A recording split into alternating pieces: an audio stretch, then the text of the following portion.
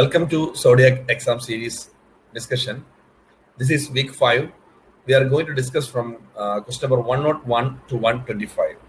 Myself, Hari Krishna, academic coordinator of Zodiac Academy. So, നമ്മളുടെ 100 ചോദ്യത്തിന്റെ discussion കഴിഞ്ഞു. നിങ്ങൾക്ക് യൂസ്ഫുൾ ആണ് എന്ന് വിശ്വസിക്കുന്നു. ഒത്തിരി കുട്ടികളെ നമ്മളുടെ ഓൺലൈൻ ക്ലാസ്സുകളിലോട്ട് ബാച്ച് 4 ഞാൻ കഴിഞ്ഞ ദിവസങ്ങളിൽ പറഞ്ഞിരുന്നു. ഒരു ഡേ കൊണ്ട് തന്നെ 56-60 സ്റ്റുഡൻസ് ആയി കഴിഞ്ഞു. So showing a good sign and majority are joining from CES group as well as from Facebook. ഈ ക്ലാസ് കണ്ടിട്ട് ജോയിൻ ചെയ്ത ഒത്തിരി കുട്ടികളുണ്ട്. Thank you so much. So can we go? Yeah, we can go to question discussions. Question number 101. Which of the following is prescribed for ventricular fibrillation? This question was asked for MSc Nursing entrance examination and it is a direct question actually. നമ്മൾ VF നെ നമ്മൾ prescribe ചെയ്യുന്നത്. Right answer is option D, defibrillation. നമ്മൾ defibrillation ആണ് നമ്മൾ VF-നും അതുപോലെ തന്നെ pulseless VT-ക്കും. നമ്മൾ പൾസ്ലെസ് VT-ക്കും VF-നും നമ്മളെ ഫസ്റ്റ് ഇൻഡിക്കേഷൻ എന്ന് പറയുന്നത് തന്നെ ഡീഫിബ്രിലേഷൻ ആണ്. Okay, question number 102. Which is not a primary sign of right-sided heart failure? Options are option A, jugular vein distension, edema, ascites, dyspnea and cyanosis. Not a sign of RHF ആണ്. നമുക്കറിയാം heart failure നമ്മൾ right side heart failure ഉണ്ട്, left heart failure ഉണ്ട്. Dyspnoea and cyanosis എന്ന് പറയുന്നത് left side heart ഫെയിലിയറിന്റെ signs and symptoms ആണ്. Right സൈഡിന്റെ സിംറ്റംസ് നമ്മൾ സിസ്റ്റമിക് സിംറ്റംസ് ആയിട്ടുള്ള oedema, jugular JVP elevated, ascites ഇതൊക്കെ ആയിരിക്കും കാണുന്നത്. സോ റൈറ്റ് ആൻസർ എന്ന് പറയുന്നത് ഓപ്ഷൻ ബി ആണ്. 103. What is the expected side effect of Sorbitrate? Option A dizziness, option B headache, option C hypertension, option D tachycardia. Right answer എന്ന് പറയുന്നത് option B ആണ്. അതായത് നമ്മുടെ സോർബിട്രേറ്റ് ഓർ ഐസോസോർബൈഡ് ഡൈനൈട്രേറ്റ് നമ്മൾ പറയും. സോർബിട്രേറ്റ് നമ്മൾ യൂസ് ചെയ്യുമ്പോൾ നമുക്ക് ഏറ്റവും എക്സ്പെക്ട് ചെയ്യാൻ പറ്റുന്ന ഒരു സൈഡ് എഫക്ട് എന്ന് പറയുന്നത് ഹെഡേക്ക് ആണ്. Because Sorbitrate can cause peripheral vasodilatation and pooling of blood that reduces the preload and cardiac output. Also it further causes decrease supply to brain, which is reflected as headache. So peripheral vasodilation ഉണ്ടാക്കുന്ന ആളാണ് Sorbitrate. അതുകൊണ്ട് തന്നെ headache ആണ് right answer. Question number 104. Agents which slow down heart rate are termed as? 104 answer D option ആണ്. നമ്മൾ heart rate reduce ചെയ്യുന്നതിനെ നമ്മൾ negative ക്രോണോട്രോപിക് agents എന്ന് പറയും. അപ്പൊ നമ്മളിവിടെ അറിയണം അയനോട്രോപിക് ഏജൻസ് ഉണ്ട്. അയനോട്രോപിക് ഏജൻസ് എന്ന് പറഞ്ഞു കഴിഞ്ഞാൽ which will be dealing with the force of contraction. ഇപ്പൊ നെഗറ്റീവും പോസിറ്റീവും ഉണ്ട്. നമ്മൾ നെഗറ്റീവ് അയനോട്രോപിക് എന്ന് പറയുമ്പോൾ that reduce the force of contraction. Force of contraction effect ചെയ്യുന്നതിന് അയനോട്രോപിക് എന്ന് പറയും. വേറസ് ഡ്രോമോട്രോപിക് എന്ന് പറഞ്ഞു കഴിഞ്ഞാൽ dromotropic which is associated with conduction. ഇപ്പൊ നെഗറ്റീവ് ഡ്രോമോട്രോപിക് എങ്ങനെ പറഞ്ഞാൽ കണ്ടക്ഷൻ കുറയ്ക്കുന്നവരാണ്. So speed of conduction speed കുറയ്ക്കുന്നതിന് നമ്മൾ ഡ്രോമോട്രോപിക്, നെഗറ്റീവ് ഡ്രോമോട്രോപിക് എന്ന് പറയും. ആൻഡ് ക്രോണോട്രോപിക് എന്ന് പറഞ്ഞാൽ ഹാർട്ട് റേറ്റുമായിട്ട് ബന്ധപ്പെട്ടാണ്. സോ നെഗറ്റീവ് ക്രോണോട്രോപിക് ഏജൻസ്, നമ്മൾ അട്രോപ്പിന്റെ ഒരു നെഗറ്റീവ് ക്രോണോട്രോപിക് ഏജന്റ് എന്ന് പറയാം, which slows down heart rate. Question number 105. Normal therapeutic level of digoxin in blood. Direct question ആണ്. Option A 0.5 to 2 nanogram per ml ആണ് right answer. Digoxin cardiac glycoside എന്ന് പറയും, ഒരു cardiac tonic എന്ന് പറയും. Digoxin അതിന്റെ സൈഡ് എഫക്ട്സ്, തെറാപ്യൂട്ടിക് വാല്യൂ ഇതെല്ലാം അറിഞ്ഞിരിക്കണം. അതുപോലെ തന്നെ പല എക്സാംസിന് therapeutic level of drugs like lithium, carbamazepine, sodium valproate ഇതുപോലത്തെ ഡ്രഗ്സിന്റെ എല്ലാം തന്നെ തെറാപ്യൂട്ടിക് ലെവൽ നമ്മൾ അറിഞ്ഞിരിക്കേണ്ടതാണ്. Question number 106. Fertilised ovum remains in fallopian tube for. Again a direct question ആണ്. ഫെർട്ടിലൈസ്ഡ് ഓവം ആണ് that remains in fallopian tube for 72 hours. Option B ആണ് right answer, 72 hours. Question number 107. Mask of pregnancy is otherwise known as. നമ്മൾ pregnancy mask അല്ലെങ്കിൽ ഒരു butterfly shaped എന്താണ് sign in phase, അത് നമ്മൾ പറയുന്നതാണ് ഓപ്ഷൻ സി കൊളാസ്മ ഗ്രാവിഡാറം. ഓപ്ഷൻ സി ആണ് right answer. അവിടെ കാണിച്ചിട്ടുള്ള ബാക്കി സൈൻസ് എല്ലാം തന്നെ പ്രഗ്നൻസിയിൽ കാണുന്നതാണ്. ഹെഗാർഡ് സൈൻ, ഗുഡൽ സൈൻ നമ്മൾ ഫസ്റ്റ് ട്രൈമസ്റ്ററിൽ കാണുന്ന സൈൻസ് ആണ്. ഹെഗാർഡ് സൈൻ എന്ന് പറയുന്നത് upper part of body of uterus is enlarge and lower part of is empty. അത് നമ്മൾ ഹെഗാർഡ് സൈൻ എന്ന് പറയും. ഗുഡൽ സൈൻ എന്ന് പറഞ്ഞാൽ സോഫ്റ്റനിങ് ഓഫ് സർവിക്സ് ആണ്. നിങ്ങളുടെ Jacquemier's or Chadwick sign, then Goodell sign, Hegar sign, Osiander sign, palmar sign, ഒത്തിരി സൈൻസിനെ കുറിച്ച് കേട്ടിട്ടുണ്ട്. ലീനിയർ ഡയഗ്രാം എന്ന് പറയുന്നത് നമ്മൾ സിഫിസ് ക്ഷണം മുതൽ സിംഫൈസിസ് പ്യൂബിസ് വരെ വരുന്ന മാർക്കാണ്. നമ്മൾ അതിന്റെ ലീനിയർ ഡയഗ്രാം നമ്മൾ പഠിച്ചിട്ടുണ്ട്. സോ നമ്മൾ ഫിസിയോളജിക്കൽ ചേഞ്ചസ് ഡ്യൂറിംഗ് പ്രഗ്നൻസി എന്ന ടോപ്പിക്കിൽ ഒരുപാട് എൻട്രൻസ് പോയിന്റ് നമ്മളിവിടെ ഡിസ്കസ് ചെയ്യുന്നതാണ്. Question number 108. Stallworthy sign is associated with option A placenta praevia ആണ് റൈറ്റ് ആൻസർ. നമ്മള് സ്റ്റാൽവർത്തി സൈൻ എന്ന് പറയുന്നത് നമ്മൾ യൂഷ്വലി പോസ്റ്റീരിയർ പ്ലാസന്റ പ്രിവിയയിൽ കാണുന്നതാണ്. Slowing of fetal heart rate on pressing the head down to pelvis and prompt recovery on release of pressure. അതിന് നമ്മൾ സ്റ്റാൽവർത്തി sign എന്ന് പറയുന്നത്. പോസ്റ്റീരിയർ പ്ലാസന്റ പ്രിവിയയിലാണ് കോമൺലി കാണുന്നത്. ഒന്നുകൂടെ പറയാം. Slowing of fetal heart rate on pressing the head down to pelvis and prompt recovery on release of pressure. That is called as Stallworthy sign. അത് കാണുന്നത് placenta പ്രിവിയയിലാണ്. Question number 109. A client who is pregnant with twins in a 20-week of gestation. Healthy 3-year-old baby who was delivered at 36 weeks. She had a history of one abortion. So GTPAL score എന്താണ്? G എന്ന് പറഞ്ഞ gravida, T term, P para, then A abortion, L live birth. അതാണ് നമ്മുടെ GTPAL score എന്ന് പറയുന്നത്. Right answer എന്ന് പറയുന്നത് option A ആണ്. സോ ഗ്രാവിഡ 3 ആണ്. അതായത് അവർക്ക് ഓൾറെഡി ഒരു ഹെൽത്തി ബേബി ഉണ്ട്, ഒരു അബോർഷൻ ഉണ്ട്, ഇപ്പോ 20th വീക്ക് ഓഫ് ജസ്റ്റേഷൻ ആണ്. സോ G3 ആണ്. ദെൻ ടേമിൽ ഡെലിവറി ഒന്നും ഉണ്ടായിട്ടില്ല. ഒരു ജനിച്ചൊരു കുട്ടി എന്ന് പറയുന്നത് 36 വീക്സിലായിരുന്നു. So term 0. P1 ഒരു കുട്ടിയാണ് ഇപ്പം ഉള്ളത്, ലൈവ് ആയിട്ടുള്ളത്. ദെൻ എ അബോർഷൻ, ഒരു അബോർഷൻ ഹിസ്റ്ററി ഉണ്ട്. സോറി, പി ഇപ്പൊ കറന്റ്ലി ഉള്ളതാണ് പി, നമ്മൾ current status P. Then L എന്ന് പറയുന്നത് ലൈവ് ബർത്ത്, അതൊരു 3-year-old ബേബി ഉണ്ട്, അതാണ് GTPAL എന്ന് പറയുന്നത്. കറന്റ് പാരയാണ് 20 വീക്ക് ഓഫ് ജസ്റ്റേഷൻ ആണ് P1 എന്ന് നമ്മൾ പറഞ്ഞത്. Okay. 110. Appearance of gas shadow in the chamber of the heart and great vessels in dead fetus is termed as dash. 110 right answer എന്ന് പറയുന്നത് ബി ആണ്. നമ്മൾ IUD-യിൽ തന്നെ പറയുന്നൊരു സൈൻ ഉണ്ട്, സ്പാൽഡിംഗ് സൈൻ എന്ന് പറയും. നമ്മൾ gas shadow in chamber of heart and great vessels in dead fetus അതിന് പറയുന്നതാണ് റോബർട്ട് സൈൻ എന്ന് പറയുന്നത്. വേറെ സ്പാൽഡിംഗ് സൈൻ എന്ന് പറയുന്നത് നമ്മൾ IUD-യിൽ കാണുന്നതാണ്. Overlapping of fetal skull bones which are caused by നമ്മുടെ ഫ്യൂഷൻ ഓഫ് ഫീറ്റൽ ബോൺസ്. അതിനെയാണ് നമ്മള് എന്ത് പറയുന്നത്, സ്പാൽഡിംഗ് സൈൻ എന്ന് പറയുന്നത്.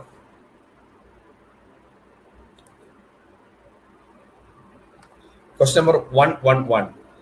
Which medication has to be avoided on a patient with acute gastritis? നമ്മൾ acute gastritis ഉള്ള പേഷ്യന്റ് അവോയ്ഡ് ചെയ്യേണ്ട ഡ്രഗ് ആണ് ഓപ്ഷൻ സി, ഇൻഡോമെറ്റാസിൻ ആണ് റൈറ്റ് ആൻസർ. നമ്മൾ അവിടെ അവോയ്ഡ് ചെയ്യുന്ന ഡ്രഗ്സിന് ഒരു ഷോർട്ട് ഫോം പഠിക്കാം. ADIM എന്ന് ആലോചിച്ചാൽ മതി.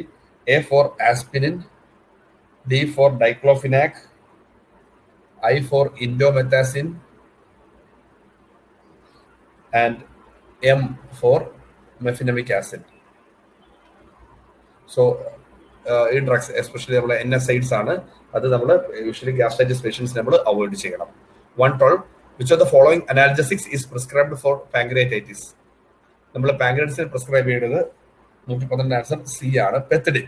കാരണം എയും ബിയും മോർഫിനും കൊഡീനും സ്പാസം ഓഫ് സ്വിഞ്ചർ ഓഫ് ഓഡിയോ ഉണ്ടാക്കും. So which will increase the pain. അതുകൊണ്ട് തന്നെ നമ്മൾ പാങ്ക്രിയാറ്റിസ് പേഷ്യൻസിന് നമ്മൾ കൊടുക്കുന്ന drug പെത്തിഡിൻ opt ചെയ്യാന്നുള്ളതാണ്. 113. Which of the following vitamin deficiency is seen in patient with liver cirrhosis? So liver cirrhosis ഉള്ള പേഷ്യന്റിന് നമ്മൾ അറിയാം, ഇതിനകത്ത് ഫാറ്റ് സോലുബിൾ വൈറ്റമിൻ ആയിട്ട് കാണിച്ചേക്കുന്നത് എ മാത്രമാണ്. അതായത് bile is needed for digestion of fat, and as a result of cirrhosis, decreased secretion of bile causes impaired fat digestion and further leads to reduced absorption of fat soluble vitamins like vitamin A, D, E and K. അപ്പോൾ അതുകൊണ്ട് തന്നെ fat soluble വൈറ്റമിൻസിന്റെ deficiency ആയിരിക്കും നമ്മൾ liver സിറോസിസിൽ കാണുന്നത്. I hope it's clear. 114. Which of the following condition is observed for a patient with persistent vomiting? നമുക്കറിയാം, നമ്മൾ persistent vomiting ആകുമ്പോൾ നമുക്ക് ഒത്തിരി ആസിഡ് ലോസ് ആണ് ഉണ്ടാവുന്നത്.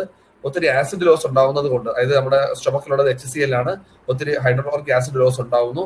സോ അവിടെ മെറ്റബോളിക് ആൽക്കലോസിസ് ആണ് സംഭവിക്കുന്നത്, കോമ്പൻസേറ്റ് ചെയ്യാൻ വേണ്ടി. സോ ഓപ്ഷൻ ഡി ആണ് right answer. 115. Which of the following metabolic imbalance observed for a patient with ileostomy? Same thing, നമ്മൾ ഇലിയോസ്റ്റമി ഉള്ള പേഷ്യന്റ് ബൈകാർബണേറ്റ് ലോസ്, നമുക്ക് ബൈകാർബണേറ്റ് ലോസ് ആണ് ഉണ്ടാവുന്നത്. അവിടെ ഇലിയത്തിലെല്ലാം തന്നെ pH ആൽക്കലൈൻ ആണ്. സോ ബൈകാർബണേറ്റ് ലോസ് ഉണ്ടാവുന്നത് കാരണം നമുക്ക് അവിടെ സംഭവിക്കുന്നത് മെറ്റബോളിക് അസിഡോസിസ് ആണ്. ഓപ്ഷൻ എ ആണ് right answer. 115. Question number 116. Skin is derived from dash. A. Ectoderm, B. Mesoderm, C. Endoderm, D. all of these. Right answer എന്ന് പറയുന്നത് എക്ടോഡേം ആണ്. അവിടെ നമ്മൾ ഓർമ്മിക്കണം, നമ്മുടെ ഒരു എൻട്രൻസ് ചോദ്യം വരാറുള്ളതാണ്. എക്ടോഡേം, മീസോഡേം, എൻഡോഡേം, അവിടെ നിന്നൊരു ചോദ്യം നമുക്ക് വരാം. അവിടെ ഓർമ്മിക്കാൻ നമുക്ക് എളുപ്പമുണ്ട്. എക്ടോഡേം CNS സ്പാസം എന്ന് ഓർമ്മിക്കുക. സോ ഓരോന്ന് ഞാൻ പറയാം. CNS സ്പാസത്തിൽ C for central nervous system, CNS നമ്മൾ central nervous system, then S, that is skin, P for peripheral nervous system, A for adrenal medulla, S for salivary gland, M for mammary gland. അപ്പോൾ എക്ടോഡമിൽ നിന്ന് derive ചെയ്യുന്നത് central nervous system, then spasm. I repeat, skin, peripheral nervous system, adrenal medulla, salivary gland, mammary gland. Then mesodermil നമ്മൾ നോക്കുമ്പോൾ B, C, SAM എന്ന് നിങ്ങൾക്ക് ആലോചിക്കാൻ പറ്റും. So B for bone, cartilage, then SAM, spleen, A for adrenal cortex, M for muscle. Then C ഒന്നുകൂടെ വിളിക്കുക CVS. So bone, cartilage, CVS, spleen, adrenal cortex, muscle. ഇതാണ് മീസോഡേമിൽ നിന്ന് വരുന്നത്. Then എൻഡോഡേം നമുക്ക് നോക്കുമ്പോൾ ലുബ്ര എന്ന കോഡ് നിങ്ങൾക്ക് ഓർമ്മിക്കാം. L for liver and gallbladder, U for urinary bladder and urethra, B for bulbourethral, R for respiratory epithelium, and A for almost all endocrine glands. So ectoderm, mesoderm, endoderm എന്ന് derive ചെയ്യുന്നത് ഒന്ന് ഓർമ്മിച്ചിരിക്കുക. ഇത്രയാണ് നമുക്ക് അവിടെ ഓർമ്മിക്കേണ്ട കാര്യങ്ങൾ. ഇനി 117. Which of the following is not a ethical principle? Ethical principle അല്ലാത്തത് ഏത് എന്നുള്ളതാണ് ചോദ്യം. നമുക്കറിയാം, കോമൺലി നമ്മൾ പറയാറുള്ള എത്തിക്കൽ പ്രിൻസിപ്പിൾ ആണ് ഓട്ടോണമി, ജസ്റ്റിസ്, ബെനിഫിസൻസ്, നോൺ മാലിഫിസൻസ്, വെരാസിറ്റി, ഫിഡിലിറ്റി എന്നൊക്കെ പറയാറുണ്ട്. നോൺ ബെനിഫിസൻസ് നമ്മൾ പറയാറില്ല. സോ ഇതാണ് റൈറ്റ് ആൻസർ, ഓപ്ഷൻ ഡി. കാരണം ബെനിഫിസൻസ് മാത്രമേ ഉള്ളൂ, നോൺ ബെനിഫിസൻസ് എന്നില്ല. ബെനിഫിസൻസ് എന്ന് പറഞ്ഞാൽ do only good to the പേഷ്യന്റും, നോൺ മാലിഫിസൻസ് എന്ന് പറഞ്ഞാൽ do not do any harm to the patient എന്നാണ്. സോ നോൺ ബെനിഫിസൻസ് എന്നൊരു എത്തിക്കൽ പ്രിൻസിപ്പിൾ നമുക്കില്ല. ഓപ്ഷൻ ഡി ആണ് right answer. 118. The statement that explains the relationship between two or more variables is termed as. So a statement that explains relationship between two or more variables നെയാണ് നമ്മൾ hypothesis എന്ന് പറയുന്നത്. നമ്മളൊരു study select ചെയ്ത് കഴിഞ്ഞാൽ നമ്മൾ അവിടെ ഒരു ഹൈപ്പോത്തിസിസ് സ്റ്റേറ്റ് ചെയ്യാറുണ്ട്. ഫോർ എക്സാമ്പിൾ, നമ്മൾ attitude of nurses regarding organ donation, ഇങ്ങനെ ഒരു സ്റ്റഡി ആണെങ്കിൽ നമുക്ക് വേണമെങ്കിൽ ഒരു ഹൈപ്പോസിസ് സ്റ്റേറ്റ് ചെയ്യാം.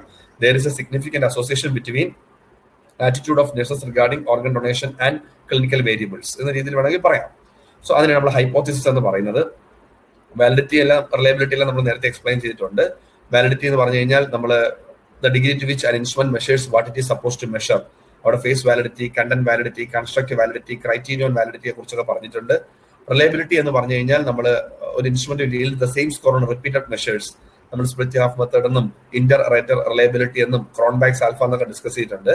അസംഷൻസ് എന്ന് പറയുന്നത് വിച്ച് ആർ നോട്ട് പ്രൂവൻ, അതായത് statement that there are statements which are not proven എന്നുള്ളത്. നമ്മൾ യൂഷ്വലി ഡിസ്ക്രിപ്റ്റീവ് സ്റ്റഡീസിൽ നമ്മൾ ഹൈപ്പോത്തിസിന് പകരം നമ്മൾ അസംഷൻസ് ആണ് സ്റ്റേറ്റ് ചെയ്യാറുള്ളത്. 119. Statistical hypothesis are otherwise known as. Right answer option B ആണ്. നമ്മൾ ഹൈപ്പോത്തിസിസ് ഡിഫറെന്റ് ടൈപ്സ് ഉണ്ട്. Simple, complex, directional, non directional. അങ്ങനെ ഒരു ടൈപ്പാണ് റിസർച്ച് വേഴ്സസ് നൾ ഹൈപ്പോത്തിസിസ് എന്ന് പറയും. നൾ ഹൈപ്പോത്തിസിന്റെ വേറൊരു പേരാണ് നമ്മുടെ സ്റ്റാറ്റിസ്റ്റിക്കൽ ഹൈപ്പോത്തിസിസ് എന്ന് പറയുന്നത്. 120. Indication of ECT are except. So except ആണ് ചോദിച്ചിരിക്കുന്നത്. നമുക്കറിയാം ECT that stands for electro convulsive therapy.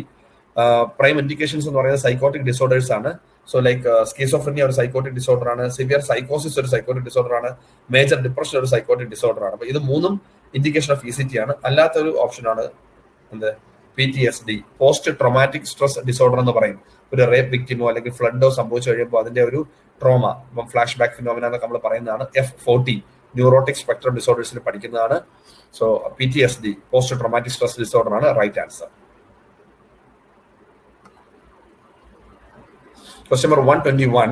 A system in which each patient is assigned to a nurse who has 24-hour responsibility for nursing care delivered to the patient is termed as.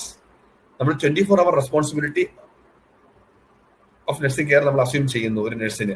അങ്ങനെ ചെയ്യുന്നതിനാണ് നമ്മൾ primary nursing എന്ന് പറയുന്നത്. നമ്മൾ method of patient assignment നോക്കുമ്പോൾ different methods ഉണ്ട്. അതിൽ 4 ഓപ്ഷനാണ് ഇപ്പോൾ 4 കാര്യങ്ങൾ ഓപ്ഷനിൽ കൊടുത്തിട്ടുണ്ട്. അപ്പോൾ ഫങ്ഷണൽ നഴ്സിംഗ് എന്ന് പറഞ്ഞു കഴിഞ്ഞാൽ നമ്മളൊരു ടീമിനെ എടുത്തിട്ട് ഒരു 30 പേഷ്യന്റ് ഉണ്ടെങ്കിൽ ഒരു നഴ്സിനെ നമ്മൾ മെഡിക്കേഷൻസ് കൊടുക്കാൻ ഏൽപ്പിക്കുന്നു, ഒരു നഴ്സിനെ നമ്മൾ വൈറ്റൽ സൈൻസ് ചെക്ക് ചെയ്യാൻ ഏൽപ്പിക്കുന്നു, ഒരു നഴ്സിംഗ് അസിസ്റ്റന്റിനെ നമ്മൾ ഹൈജീനിക് നീഡ് ഓഫ് പേഷ്യൻസ് നോക്കാം. അങ്ങനെ ഓരോ ഫങ്ഷണൽ പാർട്ട് ഓരോരുത്തരെ ഏൽപ്പിക്കുന്നു. 30 രോഗികളുടെയും ഓരോ അങ്ങനെ ഡിവൈഡ് ചെയ്ത് കൊടുക്കുന്നതാണ് ഫങ്ഷണൽ നഴ്സിംഗ്. വേറെ ടീം നഴ്സിംഗ് എന്ന് പറയുന്നത് നമ്മുടെ 30 പേഷ്യൻസ് ഉണ്ടെങ്കിൽ നമ്മൾ 15 2 ടീമായിട്ട് ഡിവൈഡ് ചെയ്യുന്നു.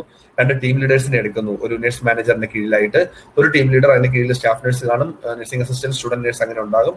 ടീം എ, ടീം ബി, നമ്മൾ ഒരു നഴ്സ് മാനേജർ രണ്ടായിട്ട് ഡിവൈഡ് ചെയ്യുന്നു. 2 ടീം 1, ടീം 2 അങ്ങനെ പോകുന്നത് നമ്മൾ ടീം നഴ്സിംഗ് എന്ന് പറയും. കേസ് മാനേജ്മെന്റ് എന്ന് പറയുന്നത് നമ്മൾ US യൂഷ്വലി ഫോളോ ചെയ്യുന്ന ഒരു കാര്യമാണ്. ആ ഒരു കേസിനെ നമ്മൾ ഫോളോ അപ്പ് ചെയ്ത് മാനേജ് ചെയ്യുന്നതാണ്. ടോട്ടൽ പേഷ്യന്റ് കെയർ എന്ന് പറഞ്ഞ കേസ് മെത്തേഡ് എന്നൊരു മെത്തേഡ് ഉണ്ട്. 8 മണിക്കൂർ റെസ്പോൺസിബിലിറ്റി എടുത്ത് നമ്മൾ ആ 24 അവർ കവർ ചെയ്യുന്നതിന്. സോ അൾട്ടിമേറ്റ്ലി 24 അവർ റെസ്പോൺസിബിലിറ്റി എടുക്കുന്നതിന് നമ്മൾ പറയുന്നതാണ് പ്രൈമറി നഴ്സിംഗ് എന്ന് പറയുന്നത്. Question number 122. Research design that involves manipulation of independent variable without random assignment of participants to conditions. So basically this question is dealing about an experimental design, and research approach നമുക്ക് quantitative qualitative approach ഉണ്ട്. ആ quantitative approach തന്നെ experimental, non experimental designs ഉണ്ട്. Experimental design തന്നെ true experimental, quasi experimental, pre experimental, അങ്ങനെ 3 പേരിലാണ് പറയുന്നത്. നിങ്ങൾ ഓപ്ഷൻ ABC നോക്കിയാൽ അത് 3ഉം എക്സ്പെരിമെന്റൽ ഡിസൈൻസിന്റെ പാർട്ടാണ്. ഓപ്ഷൻ D എന്ന് പറയുന്നത് ഒരു നോൺ എക്സ്പെരിമെന്റൽ ഡിസൈനിന്റെ പാർട്ടാണ്. ഇനി അറിയേണ്ടത് ഈ ABCയിൽ ഏതാണ് ഉത്തരം എന്നുള്ളതാണ്.